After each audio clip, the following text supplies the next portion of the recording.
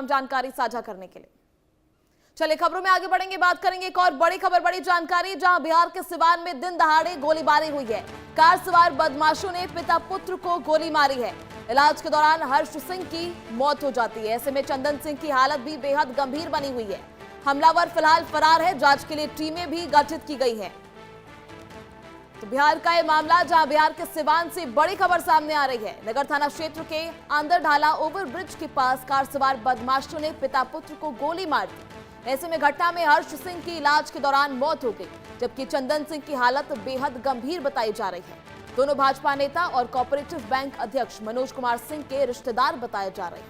Police ने मामला दर्ज कर जांच शुरू कर दी है और आरोपियों की तलाश में टीमें भी गठित कर दी गई हैं।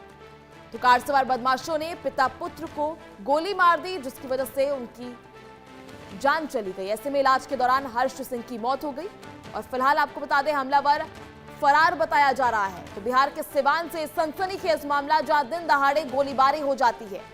चंदन सिंह की हालत भी गंभीर बताई जा रही है फिलहाल। हालांकि हमलावर फरार है और जांच के लिए टीमें भी गठित की गई हैं, लेकिन सबसे बड़ा सवाल उठता है सुरक्षा व्यवस्था को लेकर। चलिए ज्यादा जानकारी के लिए हमारे सहयोगी शैलेंद्र इस वक्त हमारे साथ फोन लाइन पर मौजूद है। शैलेंद्र, क्या कुछ जानकारी इस हादसे को लेकर? क्या कोई पुरानी रंजिश?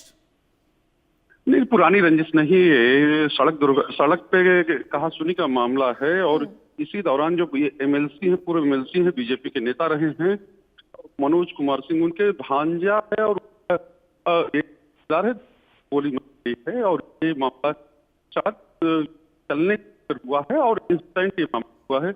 और इस तरह से जो लोग हमलावर है उन तलाश पुलिस कर रही है, लेकिन इस तरह से सड़क पे चलने को लेकर विवाद हो जाए, ट्रैफिक को लेकर कोई विवाद हो, इस तरह से गोली मार देना, तो जाहिर सी बात है जो अपराध तत्व हैं उनका बढ़ा हुआ मनोबल है वही दर्शाता है। शैलेंद्र, जिस तरह से जंगल राज को जो है एनडीए की सरकार काफी ज्यादा जो है निशाना साधती थी इसी को लेकर कि दिन दहाड़े जो है गोलीबारी हो जाती है, ऐसे में सुरक्षा व्यवस्था पर भी गंभीर सवाल खड़े होते हैं। अब भी एनडीए की सरकार होने के बाद भी कैसे किस तरह से सुरक्षा व्यवस्था जो है बनी हुई है?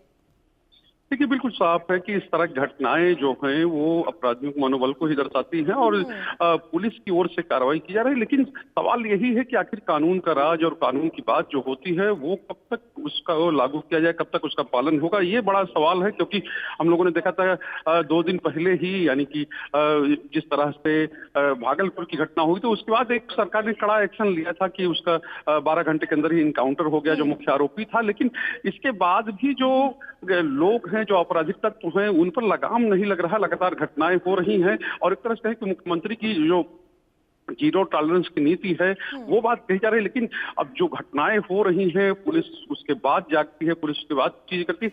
लेकिन अभी कानून का भय या कानून का डर जो है वो अपराधियों को नहीं लगता। ऐसे में पुलिस फिलहाल आगे क्या कुछ कार्रवाई कर रही है? टीमें गठित की गई हैं, क्या कुछ कार्रवाई जो है आगे उम्मीद की जा रही है?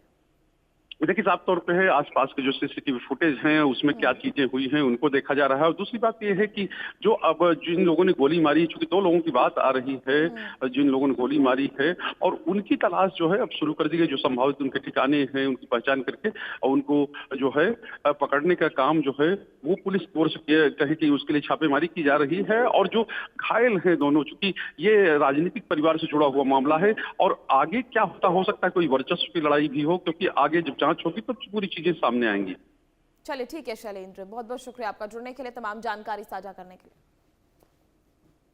तो चलिए खबरों का सिलसिला जारी रहेगा, बने रहिए हमारे साथ इंडिया न्यूज पे। वक्त तो चला एक छोटी सी ब्रेक का।